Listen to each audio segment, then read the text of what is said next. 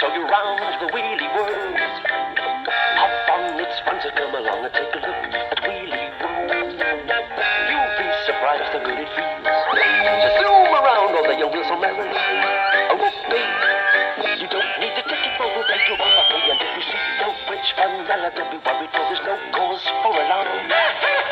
Cause we've got Cholton, who's the dragon, he will keep you free from harm.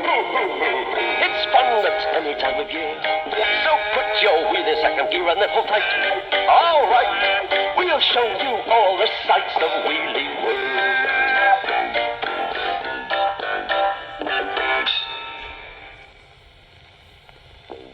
Fenella was at the window of Spout Hall, peering down on Wheelie World as usual. What was unusual was that she was laughing. Oh, dear miserable. Oh, that's rotten, that is. Oh, smashing. What she was cackling away at was that poor old Cholton couldn't get anyone to listen to him, and even his two best friends, Jenny and Zuma, were too busy chatting about what game to play next to have a moment to say hello to the Happiness Dragon. The trouble was, of course, that they'd got so used to having him around that they'd forgotten it was only his magic that had saved them from Fenella's evil spells. Proper 9-day wonder. Another week or so, and I should think he'll take his horrible happy self off. Well, perhaps Fenella was right. And perhaps it wouldn't take as long as she thought, because taking himself off, though not very far for now, was what Cholton was doing right this minute.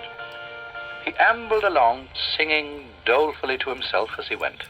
One thing upon without a doubt, nobody loves you when you're down and out. I mean, when you're down and out.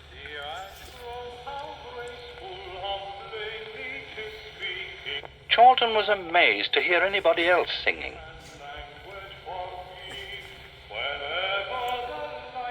Oh, that's greatly, that is. Where the accent coming from? Hello? You?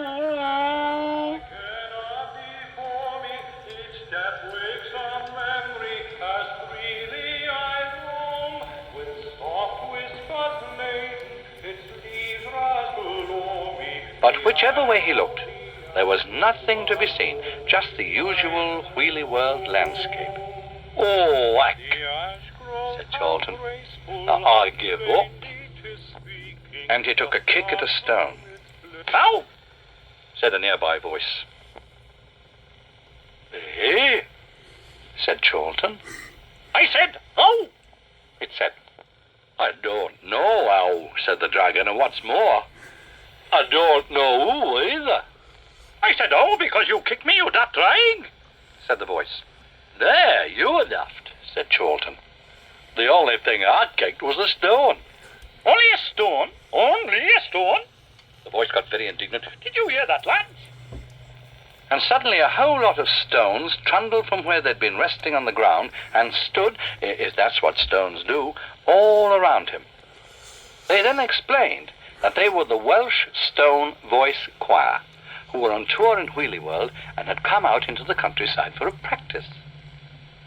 And, of course, with Cholton being such a happy dragon, or draig, as the stone had called him, because that's the Welsh word for dragon, with Cholton being so happy, it wasn't long before they were very good friends. The leader introduced himself to Cholton. I'm Barry, he said. In fact, I'm Barry Stone. These are all tenor stones, and the thin, gloomy-looking ones are all bass stones. And just to show that all was forgiven, the stones formed up into their positions and started to sing one of their old favorites.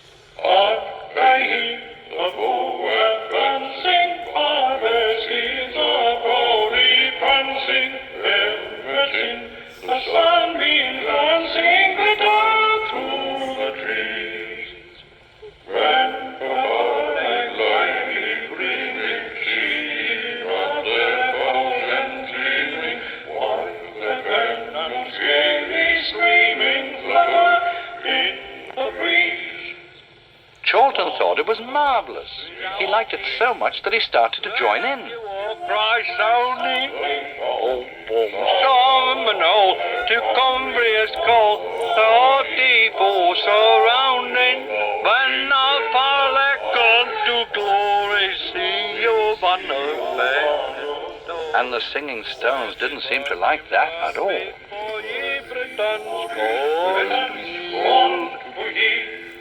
After a little while, when the stones had come to the end of the song, Chorlton thanked them for their performance and decided it would be a good idea if he went to see Fenella. But the stones didn't want to let him go. Like everyone else, they'd soon got very fond of him, so in the end, they decided to go visiting with him. Besides, as the leader said, "We can give her a bit of a song, maybe." We keep our welcome in the hillside. Off they went through the countryside, singing as they went, "This land we knew will," until they were near enough to see the Kettle Witch's home. "When you come home again to Wales." Inside, it was for once peaceful and quiet.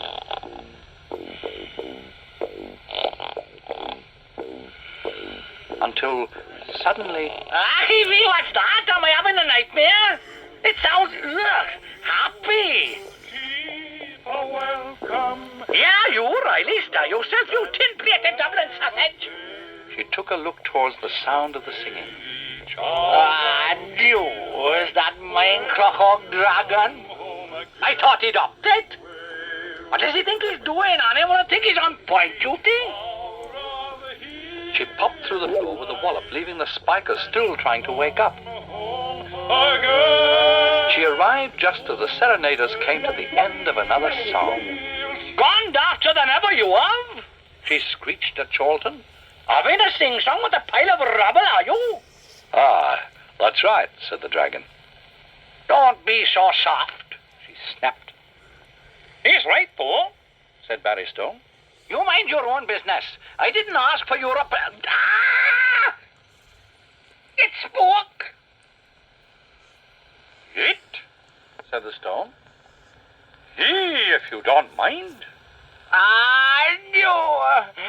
Clanfair for Clengwell. Say that again, Park. What? Clanfair for Clengwell? Yeah. You're Welsh. Oh, it is lovely. Your voice is Welsh. Let's give it a song. And in spite of Fenella's protests, Stone Voice Choir set off yet again into another rousing chorus. And a very strange thing happened. Fenella went very quiet, which was odd enough. But then she burst into tears.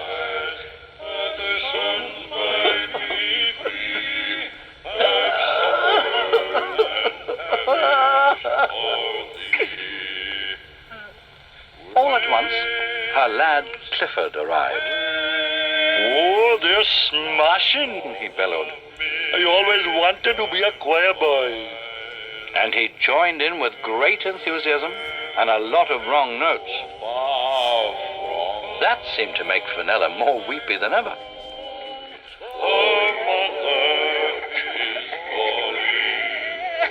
"Hey, look," said Chorlton, putting his arm round her shoulder.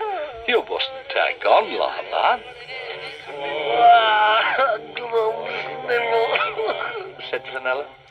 Nay, Chorlton said. "You were supposed to be happy."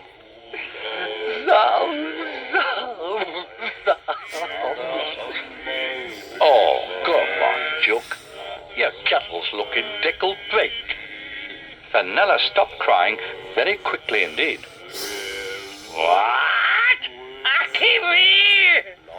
As she screeched, the choir stopped singing, and Clifford didn't carry on long by himself. And as things went quiet, the sound of Riley and Claptrap's voices carried across the countryside from the kettle, which had now turned into the most brilliant rainbow colors. On 3 hillsides, that the sons might be free, have suffered and perished. Stop that, you lot! Adieu! And still screeching, he popped off through the countryside.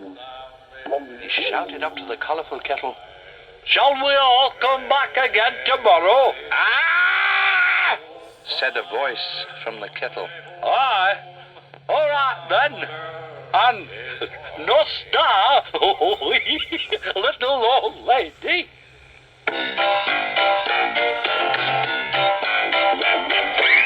Jump in, we'll take you for a spin and show you round the wheelie world.